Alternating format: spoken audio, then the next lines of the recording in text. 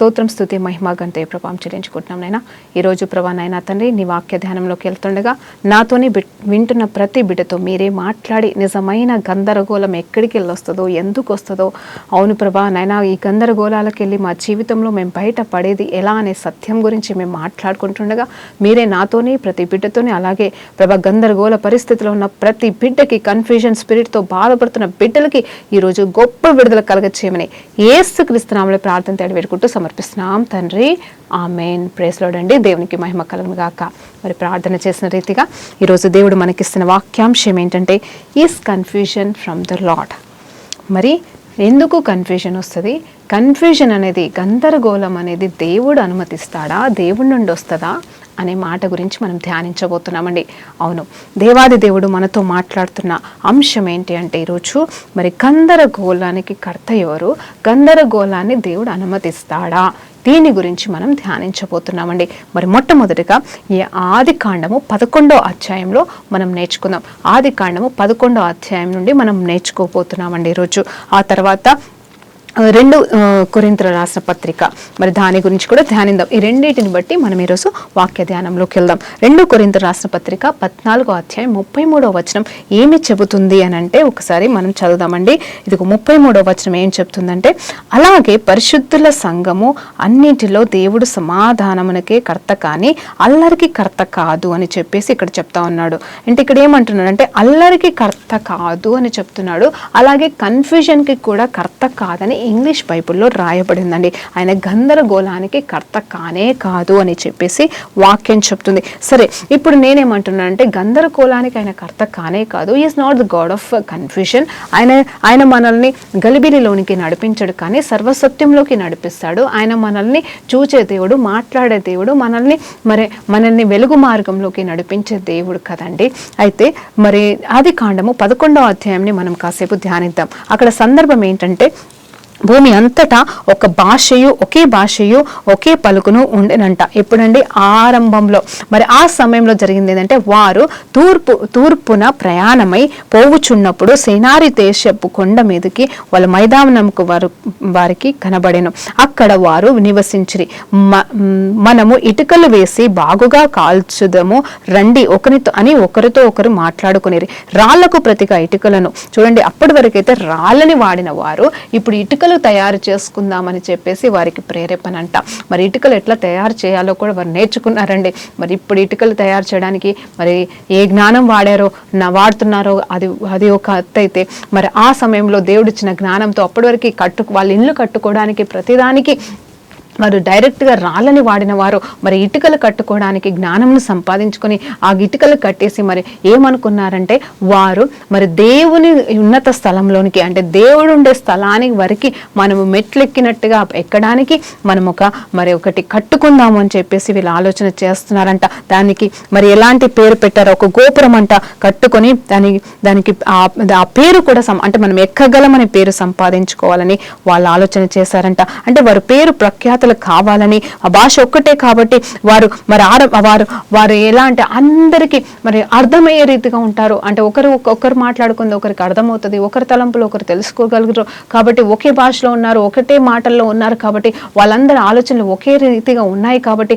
వాళ్ళందరూ ఏమనుకున్నారంటే మరి బాబేలు పర్వతం అని ఒక పర్వతాన్ని మరి అక్కడ కట్టడం అనేది జరిగిందండి. మరి అక్కడ చూసినప్పుడు, అది కట్టుతున్నప్పుడు మరి దేవుడు అంట, చూడండి వీళ్ళు కడుతున్నారు కదా అని చూడ్డానికే వచ్చాడంట మొట్టమొదటిగా. మరి వీళ్ళు ఎలా కడుతున్నారు ఏంటని చూడ్డానికి వచ్చి, ఆ తర్వాత మరి వాళ్ళు ఆలోచన ఎలా ఉందంటే దేవుని కంటే గొప్ప కావాలని చూసారేమో, దేవుని కంటే ఎత్తైన స్థలంలో మరి ఉండాలని వాళ్ళు ఆలోచన చేస్తున్నారేమో. అది దేవుడు గ్రహించి వీరందరూ కూడా ఒకే మాట అంటే ఒకే భాషలో వాళ్ళు మాట్లాడుకుంటున్నారు కాబట్టి వారికి అన్ని విషయాలు అర్థమవుతున్నాయి. కాబట్టి వీళ్ళకి నేను గందరగోళం కలగజేసి వీరి భాషల కూడా తారమార్చేస్తాను. అంటే అక్కడ ఉన్న ఎంతమంది, 100 మంది ఉన్నారో 1000 మంది ఉన్నారో వారి నోటి మాటల్ని మరి మార్చబోతున్నాను, వారికి వేరే వేరే భాషలు ఇవ్వబోతున్నాను. దాన్ని బట్టి ఒకరు మాట్లాడుకుంది ఒకరికి అర్థం కాక వారి గలిబిలిలోకి వెళ్ళిపోయి మరి ఇలాంటి పనులు ఇంకా మీదట చేయరు. అంటే మరి మనకి తెలుసు కదండి, ఆదికాండం 1వ అధ్యాయం కంటే ముందుగా జరిగిన సంఘటనలు ఏంటంటే మరి దేవాది దేవుడు మరి అంత గొప్ప దేవుడు పరలోకంలో ఉన్నప్పుడు మరి సాతాను లూసిఫర్ మరి తన పక్కన కూర్చొని ఉన్నాడండి. కానీ 2వ స్థానంలో ఉన్న ఆ వ్యక్తి మరి నిజం చెప్పాలంటే దేవుని స్థానాన్నే కోరుకొని గర్వానికి మరి అహంకారానికి గురైనప్పుడు దేవుడు మరి తన హృదయ ఆలోచన తెలుసుకొని మరి తనని తరిమి వేసినప్పుడు అగాధంలో పడిపోయాడు, సాతానుగా మార్చబడి ఉన్నాడు. అలాగే మరి ఇక్కడ కూడా మరి దేవుని బిడ్డలు, దేవుని చేత చెక్కబడిన బిడ్డలు, దేవుని చేత రూపించబడిన బిడ్డలు, దేవుని జీవాత్మను పొందుకున్న బిడ్డలు మరి ఇక్కడ తప్పు చేస్తూ ఉంటూ మరి అదే సాతాను మరి మనసుతో వారు పని చేస్తున్నారు. కాబట్టి దేవుడు ఏం చేయాలో తెలియక వీరి మధ్యలో గందరగోళాన్ని కలగచేసండి. అవునండి, గందరగోళానికి కర్త అయితే దేవుడు కాదు, కానీ ఇక్కడ మంచి కోసము వారి మధ్యలో గందరగోళం కలగచేశాడు. దానికి ఆయన చేసిన పని ఏంటంటే వారి నోటి మాటల్ని, భాషల్ని మరి ప్రత్యేకపరచండి, సపరేట్ చేశాడు. అంటే ఇప్పుడు ఒకరు మాట్లాడుకునే మాట ఇంకొకరికి అర్థం కాదు, అది రక్త సంబంధికులైనను వారు ఒక కుటుంబం వారైనను అలాంటి పరిస్థితిని దేవుడు కలగచేసి వాళ్ళని చెదరగొట్టేశాడంట. ఎలా చెదరగొట్టే వారికి అర్థం కాని భాషలో వాళ్ళు మాట్లాడుతున్న వారు భయపడిపోయి ఉంటారు. వాళ్ళ నోటి నుండి వచ్చిన మాటను బట్టి వాళ్ళు భయపడి ఉంటారండి. నిజం చెప్పాలంటే మనకి నూతన నిబంధనలో అభిషేకం మరి పరిశుద్ధాత్మ దేవుడు వారి పైన దిగి వచ్చినప్పుడు 120 మంది అభిషేకం పొందుకున్నప్పుడు వారి నోట్లను కూడా దేవుడు మార్చి ఉన్నాడు, వారి నోట్లను కూడా దేవుడు తాకి ఉన్నాడు. అప్పుడు అగ్ని రూపంలో వచ్చిన మరి ఆ దేవుని శక్తి ఏం చేసిందంటే వాళ్ళకి భాషల వరాన్ని ఇచ్చింది. మరి దేవుని శక్తి చేత నింపబడ్డారు. అక్కడ గందరగోళం కలగలేదు, కానీ ఇదిగో చూడండి అక్కడ సత్య స్వరూపైన ఆత్మదేవుడు వారిలో నిలిచి వాళ్ళకి బలాన్ని, శక్తిని మరి జ్ఞానాన్ని ఇచ్చి ముందుకు నడిపించి ఇంకా భయం అనేది లేనికుండా చేసి వారిని విశ్వాస వీరులుగా సేవలో ముందుకు సాగడానికి ఆ 120 మందితో పాటుగా వారి తర్వాత దేవుని నమ్ముకున్న ప్రతి ఒక్కరికి అదే అభిషేకం పొందుకునే కృపనిచ్చాడు. ఇక్కడ చూస్తే మరి 4 భాషల్ని మార్చిన ఇక్కడ ఏం జరిగిందంటే మరి గందరగోళాన్ని కలగచేసి వారిని చెదరగొట్టడం అనేది జరిగింది. అది మేలు కొరకే కానీ నాశనం కొరకు కాదు. కాబట్టి నేనేమంటున్నానంటే దేవుడు తన బిడ్డల మేలు కోసం ఎన్నో తలంపులు కలిగి ఉన్నాడు, ఎన్నో ఆలోచనలు కలిగి ఉన్నాడు. కాబట్టి నేనేమంటున్నానంటే గందరగోళానికి కర్త అయితే దేవుడు కాదు, కానీ గందరగోళాన్ని దేవుడు కలగ చేయగలగడు, అనుమతించగలడని మరొక్కసారి దేవుని పేరిట ఈరోజు మీకు జ్ఞాపకం చేస్తున్నానండి. తర్వాత మరి మెయిన్గా ఇప్పుడు ఇదైతే సరే గందరగోళ పరిస్థితి గురించి నేను మాట్లాడుతున్నాను. కానీ నిజం చెప్పాలంటే మన జీవితంలో, మన ఆలోచన జీవితంలో అంటే లైక్ మనం అనుభవిస్తున్న జీవితంలో ప్రతిరోజు ఏదో ఒక తలంపులు, ఏదో ఒక ఆలోచన, ఒక నిర్ణయం తీసుకునే విషయంలో దినసరిలో మన అంటే ప్రతి దినంలో ఎన్నో నిర్ణయాలు తీసుకోవాల్సి వస్తుంది. పెద్దవి కాకపోవచ్చు, చిన్నవైనా సరే ఇదిగో మరి ఇది చేయాలా, అది చేయాలా. పోనీ వంటింట్లో ఉండే స్త్రీలైతే వాళ్ళకి 24 గంటలు ఒక్కటే ధ్యాస అండి. ఎందుకంటే నేను ఆలోచన చేస్తున్నప్పుడు దేవుని కృపలో చాలా మంది స్త్రీలు వాళ్ళు హౌస్ వైఫ్స్, మరీ ముఖ్యంగా హౌస్ వైఫ్సే కావచ్చు, వాళ్ళు జాబ్ చేసుకునే వాళ్ళే కావచ్చు, వాళ్ళకి ఎప్పుడు ఎలాంటి ధ్యాస ఆలోచన ఉంటుంది అంటే 24 గంటలు ఈ పూటకి ఇది, రేపు సాయంత్రానికి ఇది, రేపు చుట్టాలు వస్తారు కాబట్టి ఇది చేసి పెట్టాలి, అది చేసి పెట్టాలి. వాళ్ళకి అదే ఆలోచనలు, అదే తలంపులతో ఉంటారు. అంటే వాళ్ళేమి అంటే దాని గురించి వాళ్ళు ఆయాసపడ్డం కానీ, లేకపోతే వాళ్ళు దాని గురించి వేదన పడ్డం కానీ, లేకపోతే భారయుక్తంగా చూడరు, కానీ వాళ్ళ బాధ్యతగా ఆ రీతిగా ముందుకు సాగుతారు. ఆ రీతిగా చూడండి అన్ని ప్రతిదీ ఇప్పుడు ఏమైనా కూరగాయలు కొనుక్కొచ్చుకున్నాను కూడా మరి పాడయ్యే వాటిని ముందుగా వండి తర్వాత ఫ్రెష్గా ఉన్న వాటిని కొన్ని రోజులు ఆపి అలా కూడా చేస్తారు. సో ఏదైనా జ్ఞానం కావాలి, దానికి మనస్సు కావాలి, తలంపులు కావాలి. అయ్యో ఇది వేస్ట్ అయిపోయిందో, అది ముందే చేస్తే బాగుండే అని కొన్నిసార్లు ఆలోచన చేస్తాం. ఆ రీతిగా ప్రతి చిన్న ఆలోచనలో కూడా మనకి నిజంగా ఆలోచన కావాలి. ఆలోచన చేసేదే మనస్సు అండి. మన మైండ్ అనేది మరి నూతనీకరించబడాలని చెప్తాం. అవును, కేవలం కష్టాలు, వేదనలు, ఇబ్బందులు, ఇరుకులు వచ్చినప్పుడు మనస్సును నూతనీకరించుకోవడం మాత్రమే కాదు, మనం తీసుకునే ప్రతి నిర్ణయాలలో, ప్రతి అడుగులో, ప్రతి పరిస్థితిలో కూడా మనకు మన మనస్సుతో అవసరం ఉంది. కాబట్టి మరి ఆ మనస్సులోనే గందరగోళాన్ని దుష్టుడు ఎన్నోసార్లు కలగచేస్తాడని మీకు ఈరోజు జ్ఞాపకం చేస్తున్నాడు. ఆ దుష్టుడు మన మైండ్ని వాడుకొని గందరగోళాలు తీసుకొస్తాడండి. వాడు ఏ రీతిగా గందరగోళాలు తీసుకొస్తాడు అంటే మరి నేను మాటల్లో మనం చెప్పలేము, కానీ అది అనుభవించే వారికి అర్థమైపోతా ఉంటుంది. అవును, అది చెప్పలేము కూడా అండి, అది ఎక్స్ప్లెనేషన్ కూడా ఇవ్వలేము. కానీ ఆ కన్ఫ్యూజన్, అలాంటి కన్ఫ్యూజన్ గురించి రాబోయే కాలంలో అంటే ఈ 2-3 రోజులలో ఇంకొక వచనం ఖచ్చితంగా దాని గురించి మనం మాట్లాడబోతున్నాం. మీరు ఖచ్చితంగా ఫాలో అయ్యి వినండి. అయితే ఈ రోజు మరి దేవుని కన్ఫ్యూజన్ గురించి దేవుడు అనుమతించే కన్ఫ్యూజన్ ఏ రీతిగా ఉంటుందో దాని గురించి మనం నేర్చుకోబోతున్నాం. హల్లెలూయా, దేవునికి మహిమ కలుగును గాక. పాత నిబంధనలో బైబిల్లో చూసినప్పుడు ఏమవుతుందంటే ఎన్నోసార్లు ఎవరు యుద్ధానికి వెళ్తారు, ఎవరు ఇజ్రాయెల్ జనాంగము, మరి దేవుని బిడ్డలు, దేవుని ప్రజలు యుద్ధానికి వెళ్ళినప్పుడు దేవుడు అనుమతితోనే వెళ్తారు, దేవుడు చెప్పినప్పుడే వెళ్తారు. వెళ్ళినప్పుడు అక్కడ దేవుడు ఎంతగా వారికి విజయాన్ని ఇస్తాడంటే, ఏ రీతిగా ఇస్తాడు అంటే చెప్పాలి అంటే అవతల వాళ్ళకి గందరగోళం కలుగ చేస్తాడండి. ఎలాంటి గందరగోళం కలుగ చేస్తాడంటే, ఒకసారి యెహోషాపాతు గారు చేసిన యుద్ధ సమయంలో మరి వారికి ఏంటంటే వాళ్ళకేం చెప్తారంటే యుద్ధం చేయొద్దు అని చెప్పడు. కానీ మరి ఏమంటారంటే మీరు యుద్ధ భూమికి వెళ్ళి నిలబడండి, యుద్ధం యెహోవాదే అని చెప్తాడు. ఆ తర్వాత వీళ్ళకేం చెప్తారంటే ఆయుధాలు పట్టుకోమని చెప్పడు. కానీ దేవుడు వాళ్ళకేం చెప్తారంటే ఇగో మరి బూరల్ని వాయించే వాద్యాయుల్ని, తర్వాత మరి ఆరాధన చేసే వారిని, నాయకులని ముందుగా నిలబెట్టి వారు ఆ ఇన్స్ట్రుమెంట్స్ అన్నీ కూడా, మ్యూజికల్ ఇన్స్ట్రుమెంట్స్ అన్నీ కూడా వారు ముందు నిలబడి మరి ముందుకు సాగాలి, అక్కడ తిరుగుతూ ఉండాలి, అక్కడ నిలబడి ఉండాలి. అవి వాయించినప్పుడు మీరు స్తుతి ఆరాధన చేస్తూ ఉంటుండగా మరి నేను జోక్యం కల్పించుకుంటానని చెప్తాడు. యుద్ధ భూమిలోనే నిలబడ్డండి. మళ్ళీ నేను జ్ఞాపకం చేస్తున్నాను, గతంలో ఎన్నోసార్లు చెప్పిన మాట మరలా చెప్తున్నాను, యుద్ధ భూమిలో నిలబడండి, యుద్ధ భూమి నుండి పారిపోవద్దు, కానీ యుద్ధ భూమిలో నిలబడండి. యుద్ధ భూమిలో నిలబడ్డప్పుడు దేవుడు ఏం చెప్తాడో అది చేయండి అని చెప్పేసాను. నిజం చెప్పాలంటే ఇక్కడ గందరగోళమే కదండి. యుద్ధ భూమికి వెళ్ళి కత్తులు పట్టుకోవాలి, లేకపోతే ఇంకేమన్నా పట్టుకోవాలి. అవి పట్టుకోకుండా మరి ఇక్కడ మరి బూరలు, మరి తర్వాత ఇన్స్ట్రుమెంట్స్, ఇవన్నీ వాయిద్యాలు వాయించుకుంటూ నిలబడితే మరి విజయం ఎలా వస్తుందని అనే కన్ఫ్యూజన్ ఖచ్చితంగా వారికి ఉండే ఉంటుందండి. అది దేవుడు కలుగజేసింది, అనుమతించింది. కానీ ఆ కన్ఫ్యూజన్ వారికి మేలు తీసుకొచ్చే కన్ఫ్యూజన్, కానీ నాశనం తీసుకొచ్చే కన్ఫ్యూజన్ కాదు. యెహోషాపాతు తనతో పాటు ఉన్న ప్రజలు అందరూ కూడా దేవుని మాటకి లోబడి, దేవుని స్వరానికి లోబడినప్పుడు జరిగిన సంఘటన ఏంటంటే, వీరైతే చక్కగా ఆ వాయిద్యాలను వాయించుకుంటూ మరి స్తుతి ఆరాధన చేస్తున్నప్పుడు అక్కడ అస్సలు గందరగోళం స్టార్ట్ అయిందండి. ఎక్కడండి? శత్రువుల మధ్యలో. అదే యుద్ధ రంగంలో ఎక్కడెక్కడైతే శత్రువులు మరి వీరిని మరి నాశనం చేయడానికి వస్తున్నారో వారు వచ్చే దారిలోనే వాళ్ళకు వాళ్ళు చెదరగొట్టబడి, వాళ్ళకు వాళ్ళు కన్ఫ్యూజన్తో వాళ్ళే కొట్టుకొని, వాళ్ళే చంపుకొని, శత్రువే మరి చంపుకొని మరి నాశనం అయిపోయినట్టుగా మనం బైబిల్లో చూస్తూ ఉంటాం. అవునండి, ఇదండి నిజమైన గందరగోళ పరిస్థితి. దేవుడు అనుమతించాడు పాత నిబంధనలోని. మరి దేవునికి మహిమ కలుగును గాక. ఇలాంటి మరి దావీదు కాలంలో జరిగినాయి, యెహోషాపాతు కాలంలో జరిగినాయి. తర్వాత మరి ఇంకా ఆలోచన చేస్తే మరి ఎంతో రాజుల స్టోరీస్, మరి రాజుల గురించి మనం ధ్యానించినప్పుడు నేను అందుకే మీ అందరికీ చెప్తా ఉంటాను. ఈరోజు ప్రత్యేకంగా చెప్తా ఉన్నాను. ఈరోజు నిజంగా మరి కొత్త సంవత్సరం ఆరంభంలో ఉన్నాము. ఈ 2022లో మరి ఏమి నిర్ణయాలు మీరు తీసుకున్నారో నాకు తెలియదు, ఎలాంటి ఆలోచనలు మీరు తీసుకున్నారో, ఎలాంటి ఆలోచనలు చేశారో, దేవుని పరంగా ఆత్మీయతలో ఎలా ఎదగాలి అని ఆలోచన చేస్తున్నారా? భయంకరమైన పోరాటాల్లో మీరున్నారా? బీభత్సమైన మరి అల్లకల్లోల పరిస్థితుల్లో మీరున్నారా? నేను మీతో ఒక మాట చెప్తానండి. యుద్ధం యెహోవాదని చెప్తున్న దేవుడు వారితో కూడా ఎలా మాట్లాడాడు, ఎలా బలపరిచాడు, ఎలా విజయాన్ని ఇచ్చాడో నీకు నాకు కూడా ఇవ్వబోతున్నాడు. మీరు భయంకరమైన పోరాటాల్లో ఉంటే దయచేసి చెప్తున్నాను, పాత నిబంధన బైబిల్ని ఎవరు చాలా మంది చదవడానికి ఇష్టపడరు. కానీ ఈరోజు జ్ఞాపకం చేస్తున్నాను, మీరు ఏది చదవకపోయినా 1 సామ్యాల నుండి 2 సామ్యాలు, 1 రాజులు, 2 రాజులు, 1 దినవృత్తాంతం, 2 దినవృత్తాంతం దయచేసి చదవమని ఈ సంవత్సరంలో చదవమని అడుగుతున్నాను. ఎందుకంటే యుద్ధము యెహోవాదనే పలికిన దేవుడు ఏ రీతిగా నా జీవితంలో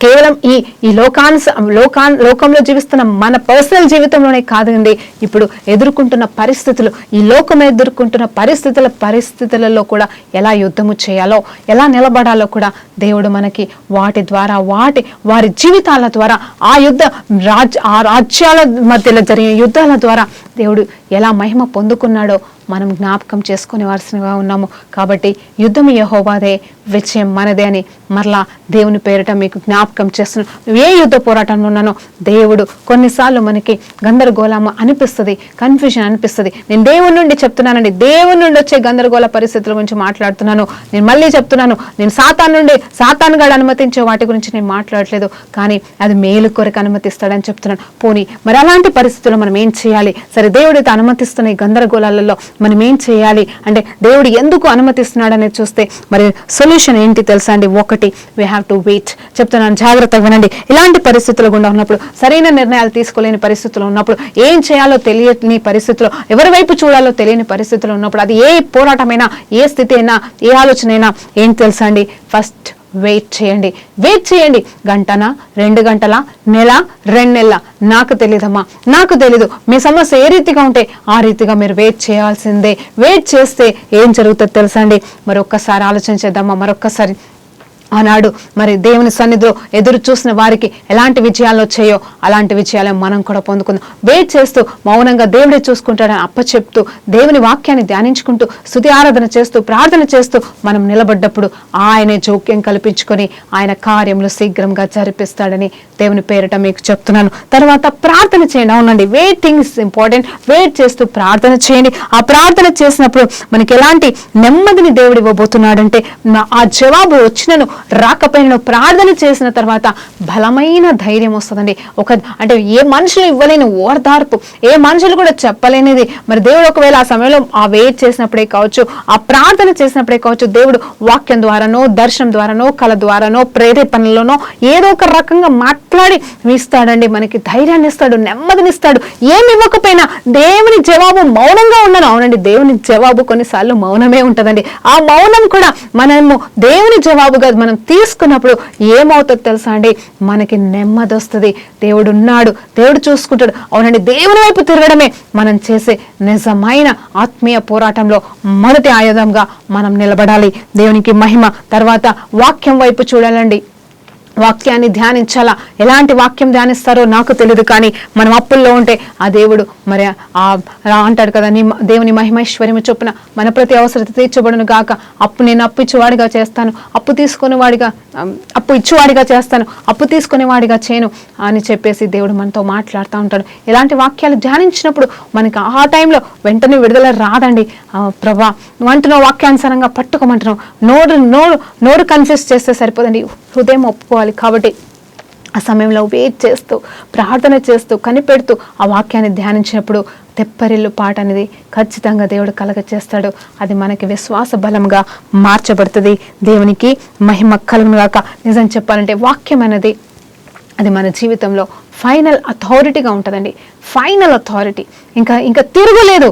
దేవుడు నీతో ఏదైనా అవునండి, మనకి సమస్యని బట్టి వాక్యాన్ని ఎత్తి పట్టి ప్రార్థన చేయడం వచ్చు, కానీ కనిపెట్టినప్పుడు దేవుడిచ్చే మాట, దేవుడిచ్చే వాక్యం అది మనకి తెలిసిందే కావచ్చు, తెలియందే కావచ్చు, కొత్తగా ఇచ్చేదే కావచ్చు, అది ఏదైనా ఆయన దగ్గర నుండి సడన్ గా వస్తుందండి. ఒక వాక్యం ఏదో ఒక రూపంలో, ప్రకృతి ద్వారానో, మనుషుల ద్వారానో, టీవీ ద్వారానో, లేకపోతే ఏదో ఒక రకంగా. ఇప్పుడు నేను మాట్లాడుతున్నాను, మీరు వింటున్నారు, నాకు అర్థమవుతుంది. మీరు కన్ఫ్యూజన్ లోనే ఉన్నారు, గందరగోళంలో ఉన్నారు. దేవుని నుండి వచ్చిందా, సాతాను నుండి వచ్చిందా అర్థం కాక నిర్ణయాలు తీసుకోలేని పరిస్థితులు మీరు ఉన్నారు. కాబట్టి ఈ రోజు నా స్వరం మీరు వింటున్నారు, నా వాక్యం మీరు వింటున్నారు. ఇదండి దేవుని మాట అంటే, ఇదండి దేవుని యందు వెయిట్ చేసినప్పుడు దేవుడిచ్చే జవాబని ఈరోజు మీకు జ్ఞాపకం చేస్తున్నాను. కాబట్టి దేవుని నామంలో మిమ్మల్ని అంటున్నట్టే, ఇప్పుడు మీరు చదువురాని వాళ్ళైతే ఇదిగో నేను మాట్లాడుతున్న మాటే మీకు వాక్యమై, ఆయన వాక్యమై మీలోనికి మరి అంతరంలోకి వెళ్తుండగా మీకు జీవం వస్తుంది, మీకు ధైర్యం వస్తుంది, మీకు బలం వస్తుంది. ఈ రోజు పొద్దున నేను బయలుదేరిస్తుంటుండగా ఒక తల్లి ఫోన్ చేసిందండి. 2-3 రోజుల నుండి చేస్తుంది. నాకు అర్థం కాలేదు, నాకు నిజంగా అర్థం కాలేదు. అయ్యో నేను ఎత్తలేకపోయాను ప్రభా అని కాల్ బ్యాక్ చేయాలని చూస్తున్నాను, నాకు కుదరట్లేదు.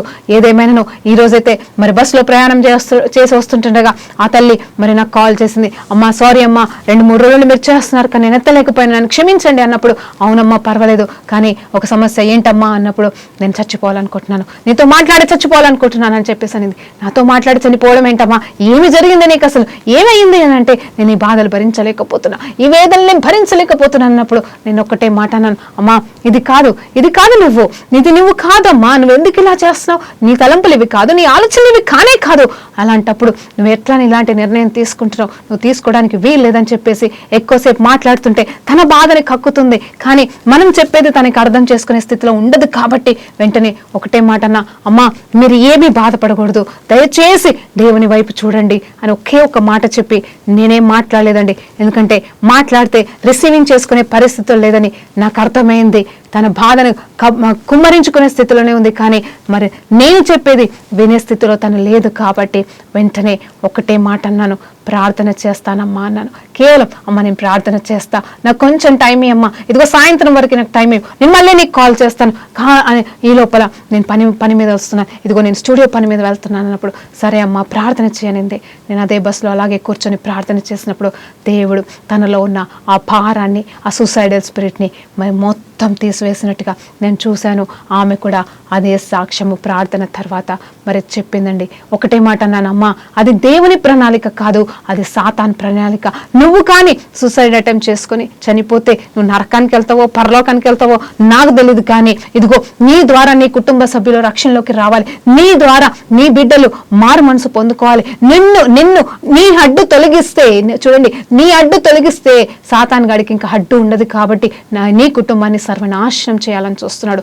కాబట్టి అది దేవుడు బయలుపరిచాడు. వెంటనే తను ఒప్పుకుందయ్యా, క్షమించు నా కుటుంబం కోసం నేను నిలబడతానయ్యా అని చెప్పేసి తన మనోవ్యాధిని అంతా కూడా మరి దూరం చేసేసుకొని నేను మళ్ళీ మాట్లాడతాను, నేను బ్రతుకుతాను, నేను నిలబడతానని తన నోటితో తను ఒప్పుకుని ప్రార్థనలో మరి ఏకీభవించిందండి. నిజముగా దేవుని కార్యాలు మనకు అర్థం కావు, దేవుని కార్యాలు మనకు అర్థం కానంత మాత్రాన దేవుడి కార్యాలు చేయట్లేదని కాదండి. ఆయన కాదనలేని కార్యాలు చేస్తాడు, మనుషులు కాదనలేని కార్యాలు చేయగలడు. హల్లెలూయా, దేవునికి మహిమ కలుగును గాక. నిజంగా చెప్తున్నాను, ఇలాంటి వాళ్ళు ఎంతో మంది లేరండి. పరిస్థితులని బట్టి, బాధల్ని బట్టి, ఆలోచనని బట్టి, మరి ఏం చేయాలో తెలియని పరిస్థితిని బట్టి చనిపోవాలని, పడిపోవాలని, వెళ్ళిపోవాలని, వదిలిపెట్టాలని, గివప్ చేయాలని, ఎందుకు ఇంకా అని అనుకుంటున్నారేమో. కానీ మీరు విడిచిపెట్టిన దేవుడు మిమ్మల్ని విడిచిపెట్టాడు, మీరు వదిలేసిన దేవుడు వదిలిపెట్టాడు. మీలో దేవుడు ఏదైతే ఆరంభించాడో, మీ ద్వారా ఏది చేయాలనుకుంటున్నాడో అది దేవుడు చేసి తీరుతాడు. కాబట్టి ఆయనకు అప్పచెప్పండి. అందుకే వెయిట్ చేయమని చెప్తున్నా, అందుకే ప్రార్థన చేయమని చెప్తున్నా. మీరు మీ సొంత నిర్ణయాలు తీసుకుని మీ ఇష్టారాజ్యంగా వెళ్ళిపోవడం ఒకెత్తైతే, ఇంకా ఏమీ చేయలేని నిస్సహాయ స్థితిలో మీరు మౌనంగా ఉండడం కూడా అది కరెక్ట్ కాదని అప్పుడు మీరు తెలియకుండా ఏం చేస్తున్నారు తెలుసా?